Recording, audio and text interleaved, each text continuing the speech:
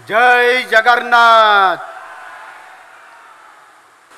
आजिर एही ऐतिहासिक मुहूर्त एठारे उपस्थित आपण मानकु समस्तंकु विशेषकर माँ मानकु मु बहुत बहुत अभिनंदन जनाऊँगी। आज हमारे साथ हमारे यशस्वी प्रधानमंत्री श्रीयुक्त नरेंद्र मोदी जी उपस्थित हैं। वह केवल हमारे देश के ही नहीं बल्कि सारा विश्व के सबसे लोकप्रिय नेता हैं। आज उनका शुभ जन्म दिवस भी है। माननीय प्रधानमंत्री जी एवं ओडिशा के 4.5 करोड़ लोगों के तरफ से आपका जन्म दिवस की शुभकामनाएं देता हूं। माननीय प्रधानमंत्री जी, आज के दिन आपके लिए बहुत महत्वपूर्ण है। पूरे विश्व से आपके लिए अभिनंदन आ रहा है। आज के दिन इस शुभ अवसर पर आप हमारे बीच उपस्थित हैं। ये हम सब के लिए सौभाग्य की बात है। इसलिए हम सब आपके बहुत बहुत आभारी हैं। मु एठारे उपस्थित सब माँ मान को खूब जोर रे हुलहुली पकाई प्रधानमंत्री को जन्मदिन शुभेच्छा जनइबा को अनुरोध करुअछि। माननीय प्रधानमंत्री श्रीयुक्त नरेंद्र मोदी जी, माननीय राज्यपाल श्रीयुक्त रघुवर दास जी, माननीय केंद्र जनजाति व्यापार मंत्री श्री जुएल राम महोदय, माननीय केंद्र शिक्षा मंत्री श्री धर्मेंद्र प्रधान महोदय, माननीय केंद्र महिला और शिशु विकास मंत्री श्रीमती अन्नपूर्णा देवी जी, माननीय उपमुख्यमंत्री श्री कनकवर्धन सिंह महोदय, माननीय उपमुख्यमंत्री श्रीमती प्रभाती परिड़ा महोदया, माननीय सांसद श्रीमती अपराजिता षडंगी महोदया, माननीय सांसद श्रीमती संगीता सिंह महोदया, माननीय सांसद श्रीमती ममता महंत महोदया, माननीय सांसद श्रीमती मालविका देवी महोदया, माननीय सांसद अनिता प्रियदर्शिनी पट्टनायक महोदया, उपस्थित समस्त नेतृमंडली और विशिष्ट व्यक्तिगण, उपस्थित राज्य सरकार समस्त मंत्री परिषद सदस्यगण, माननीय समस्त विधायकगण एवं एठी उपस्थित थिबा समस्त सांसदगण, आजिर सभारे उपस्थित हजार हजार माँ भौणी और भाई माने, आजिर ऐतिहासिक मुहूर्त समस्त को मोर शुभेच्छा और अभिनंदन जनाऊँगी। आम सरकार क्षमता को आसवा पूर्वर माँ मानक सुभद्रा योजनार प्रतिश्रुति देइथिले। जगन्नाथ संस्कृति रे माँ सुभद्रा हेउछंती शक्ति स्वरूपिणी और समता प्रतीक। कथा अछि जे माँ हेले पाठई देश जीव आगे। ठीक सही परि जने महिला अर्थनैतिक दृष्टि सशक्त और स्वावलंबी हेले परिवार सामाजिक अर्थनैतिक निरापत्ता सुदृढ़ होता है। को आर्थिक क्षेत्र में स्वावलंबी करने एवं अर्थनैतिक प्रगति पर सुजोग प्रदान करने को ओडिशा सरकार आनिछंती एक प्रगतिशील तथा वैप्लविक योजना सुभद्रा। आम समस्त अत्यंत आनंद और खुशी कथा जे सुभद्रार शुभारंभ पाई भारतर यशस्वी प्रधानमंत्री श्री नरेंद्र मोदी जी आज आम सहित अछंती। प्रधानमंत्री माँ प्रति भक्ति और सम्मान को आमे समस्ते अनुभव करिछे। माँ ही थिले अभिनव उज्ज्वला योजनार प्रेरणा।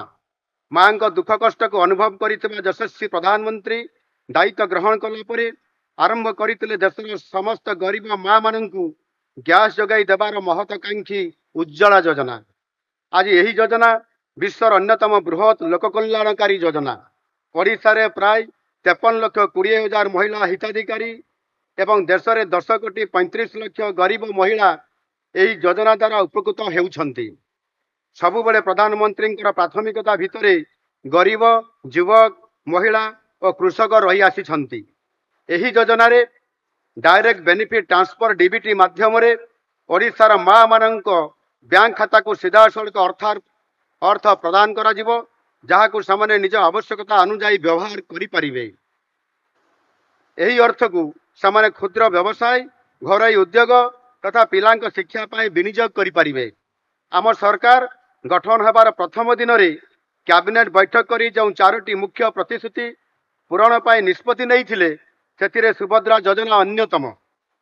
आम सरकार गठनर 100 दिन मध्य माननीय प्रधानमंत्री जी कर कमल ଏହି ଯୋଜନାର ଶୁଭାରମ୍ଭ କରି ରାଜ୍ୟବାସୀଙ୍କ ପ୍ରତି ଆମେ ଆମର ପ୍ରତିଶ୍ରୁତି ପୂରଣ କରୁଛୁ। ସୁଭଦ୍ରା ଯୋଜନାରେ ରାଜ୍ୟର 1 କୋଟିରୁ ଅଧିକ ମା ଏବଂ ଭଉଣୀମାନେ ଉପକୃତ ହେବେ। ଏହା ଆମ ରାଜ୍ୟ ପାଇଁ ସବୁଠାରୁ ବଡ଼ ଜନହିତକାରୀ ଯୋଜନା। ଆମ ପାଇଁ ଖୁବ୍ ଆନନ୍ଦର କଥା ଯେ ଏହି ଯୋଜନା ପ୍ରତି ମା ମାନଙ୍କ ମଧ୍ୟରେ ଅଦ୍ଭୁତପୂର୍ବ ଉତ୍ସାହ ଦେଖିବାକୁ ମିଳୁଛି। ସୁଭଦ୍ରା ଯୋଜନା ସେହି ସବୁ ମା ମାନଙ୍କୁ ସାହାଯ୍ୟ କରିବ ଯେଉଁମାନଙ୍କ ପାଖରେ ଅଦମ୍ୟ ପାଇଁ ଆଗ୍ରହ ଅଛି କିନ୍ତୁ ସେମାନଙ୍କ ହାତରେ ପୁଞ୍ଜି ନାହିଁ। ମା ମାନେ କିଛି ରୋଜଗାର କରିବା ପାଇଁ ଇଚ୍ଛା ତ ରଖନ୍ତି କିନ୍ତୁ କିଭଳି ଆରମ୍ଭ କରିବେ ଜାଣିପାରୁନଥିଲେ। ସୁଭଦ୍ରା ଯୋଜନା ଏଭଳି ମା ମାନଙ୍କୁ ସେମାନଙ୍କର ସ୍ୱପ୍ନ ପୂରଣ କରିବା ପାଇଁ ସାହାଯ୍ୟ କରିବ। ପ୍ରତିବର୍ଷ 2ଟି କିସ୍ତିରେ ଓଡ଼ିଶାର ମା ମାନେ 10,000 ଟଙ୍କା ପାଇବେ। ଏହା ସେମାନଙ୍କ ବ୍ୟାଙ୍କ ଖାତାରେ ସିଧାସଳଖ ଜମା ହେବ। ଆମର ପ୍ରିୟ ପ୍ରଧାନମନ୍ତ୍ରୀଜୀଙ୍କର ଦୂରଦୃଷ୍ଟି ସମ୍ପନ୍ନ ଉଦ୍ୟମରେ ଆରମ୍ଭ ହୋଇଥିବା ସ୍ୱଚ୍ଛ ଭାରତ ମିଶନ ଚଳିତ ବର୍ଷ 1 ଦଶନ୍ଧି ପୂରଣ କରୁଛି। ଏହି ଅବସରରେ ସାରା ଦେଶରେ ସ୍ୱଚ୍ଛତା ହିଁ ସେବା ଅଭିଯାନ କାର୍ଯ୍ୟକାରୀ କରାଯାଉଛି। ଏହା 15 ଦିନ ପର୍ଯ୍ୟନ୍ତ ଚାଲିବ। ମୁଁ ସାରା ରାଜ୍ୟବାସୀଙ୍କୁ ଅନୁରୋଧ କରୁଛି ଯେ ସମସ୍ତ ସ୍ୱଚ୍ଛତା ହିଁ ସେବା ଅଭିଯାନରେ ନିଜକୁ ସାମିଲ କରି ଓଡ଼ିଶାକୁ ସାରା ଦେଶର 1 ନମ୍ବର କରିବା ପାଇଁ ଉଦ୍ୟମ କରନ୍ତୁ। ମାନନୀୟ ପ୍ରଧାନମନ୍ତ୍ରୀ ଆଜି ଏଠାରେ ଉପସ୍ଥିତ ରହି ସୁଭଦ୍ରା ଯୋଜନାକୁ ଓଡ଼ିଶାର ମହିଳାଙ୍କ ପାଇଁ ଲୋକାର୍ପିତ କରିବା ଆମ ସମସ୍ତଙ୍କୁ ବିଶେଷ ଭାବରେ ଆନନ୍ଦିତ କରିଛି। ତାଙ୍କ ମାର୍ଗଦର୍ଶନରେ ଓଡ଼ିଶାର ଏକ ବିକଶିତ ରାଜ୍ୟ ହେବା ପାଇଁ ଯାତ୍ରା ଆରମ୍ଭ କରିଛି। 2036 ସୁଦ୍ଧା ଓଡ଼ିଶାକୁ ଭାରତର ଏକ ଅଗ୍ରଣୀ ରାଜ୍ୟରେ ପରିଣତ କରିବାର ଲକ୍ଷ୍ୟ ପୂରଣ ଦିଗରେ ଏହି ଯୋଜନା ମହତ୍ୱପୂର୍ଣ୍ଣ ଭୂମିକା ଗ୍ରହଣ କରିବ। ମାନନୀୟ ପ୍ରଧାନମନ୍ତ୍ରୀଙ୍କର ସ୍ୱପ୍ନ ହେଉଛି ସହରାଞ୍ଚଳ ହେଉ ବା ଗ୍ରାମାଞ୍ଚଳ ପ୍ରତ୍ୟେକ ଲୋକଙ୍କୁ ଗୋଟିଏ ଲେଖାଏଁ ପକ୍କା ଘର ଯୋଗାଇ ଦେବା। ପ୍ରଧାନମନ୍ତ୍ରୀ ଆବାସ ଯୋଜନା ଗ୍ରାମୀଣ ଯୋଜନାରେ ସାରା ଦେଶରେ ଆଜି ମାନନୀୟ ପ୍ରଧାନମନ୍ତ୍ରୀ 15 ଲକ୍ଷ ହିତାଧିକାରୀଙ୍କୁ ଅନୁମୋଦନ ପତ୍ର ପ୍ରଦାନ କରୁଛନ୍ତି ଏବଂ 10 ଲକ୍ଷ ହିତାଧିକାରୀମାନଙ୍କୁ ପ୍ରଥମ କିସ୍ତି ଆବଣ୍ଟନ କରୁଛନ୍ତି। ଏଥିସହିତ ପ୍ରଧାନମନ୍ତ୍ରୀ ଆବାସ ଯୋଜନା ସହରୀ 2.0 ଯୋଜନାରେ ଗାଇଡଲାଇନ ଉନ୍ମୋଚନ ହେଉଛି। ଆବାସ ପ୍ଲସ୍ 2024 ଆପ୍ ମଧ୍ୟ ଉନ୍ମୋଚନ ହେଉଛି। ଏହା ସହିତ ମାନନୀୟ ପ୍ରଧାନମନ୍ତ୍ରୀ ଓଡ଼ିଶା ପାଇଁ ଅନେକ ଗୁରୁତ୍ୱପୂର୍ଣ୍ଣ ଜାତୀୟ ରାଜପଥ ଓ ରେଳ ପ୍ରକଳ୍ପର ଶୁଭାରମ୍ଭ କରୁଛନ୍ତି। ଅନେକ ଜାତୀୟ ରାଜପଥ ଏବଂ ରେଳ ପ୍ରକଳ୍ପର ଭିତ୍ତିପ୍ରସ୍ତର ମଧ୍ୟ ସ୍ଥାପନ କରୁଛନ୍ତି। ଅତି ନିକଟରେ ପ୍ରଧାନମନ୍ତ୍ରୀ ଓଡ଼ିଶା ପାଇଁ 3ଟି ବନ୍ଦେ ଭାରତ ଏକ୍ସପ୍ରେସର ଶୁଭାରମ୍ଭ ମଧ୍ୟ କରିଥିଲେ। ଏସବୁ ବିକାଶ କାମ ପ୍ରମାଣିତ କରୁଛି ଯେ ଡବଲ ଇଞ୍ଜିନ ସରକାରରେ ଓଡ଼ିଶାର ବିକାଶର ଗତି କ୍ଷିପ୍ର ହେଉଛି। ଯଶସ୍ୱୀ ପ୍ରଧାନମନ୍ତ୍ରୀ ମୋଦିଜୀଙ୍କ ନେତୃତ୍ୱରେ ଓଡ଼ିଶାର ବିକାଶ ପ୍ରକ୍ରିୟା ତ୍ୱରାନ୍ୱିତ ହେଉଛି। 2036ରେ ଯେତେବେଳେ ସ୍ୱତନ୍ତ୍ର ଓଡ଼ିଶା ଗଠନର 100 ବର୍ଷ ପୂର୍ତ୍ତି ପାଳନ ହେବ ସେତେବେଳେ ଆମର GSDP $500 ବିଲିୟନ ରେ ପହଞ୍ଚିବ ଏବଂ 2047 ମସିହାରେ ଏହା $1.5 ଟ୍ରିଲିୟନ ପହଞ୍ଚିବ। ପ୍ରଧାନମନ୍ତ୍ରୀ ମୋଦିଜୀ ଓଡ଼ିଶାର ବିକାଶ ପ୍ରତି ସବୁବେଳେ ସ୍ୱତନ୍ତ୍ର ଧ୍ୟାନ ଦେଇ ଆସିଛନ୍ତି। ସେ ବାରମ୍ବାର କହିଛନ୍ତି ଯେ ପୂର୍ବୋଦୟରେ ଓଡ଼ିଶା ସବୁଠାରୁ ଅଗ୍ରଣୀ ରାଜ୍ୟ ହେବ। ଦେଶର ବିକାଶର ଇଞ୍ଜିନରେ ଓଡ଼ିଶା ପ୍ରଥମ ବଗି ହେବ। ବର୍ତ୍ତମାନ ଓଡ଼ିଶାରେ ଯେଉଁ କ୍ଷିପ୍ର ଗତିରେ ବିକାଶର ଧାରା ଆଗେଇ ଚାଲିଛି ଓଡ଼ିଶା निश्चय तार इप्सित लक्ष्य हासिल करिब। माननीय प्रधानमंत्री जी का ओडिशा वासियों के लिए असीम स्नेह और श्रद्धा की कोई तुलना नहीं है। मैं 4.5 करोड़ ओडिशा वासियों के तरफ से हमारे प्रिय प्रधानमंत्री जी को हृदय की गहराइयों से कृतज्ञता अर्पण करता हूँ। वंदे उत्कल जननी, भारत माता की जय।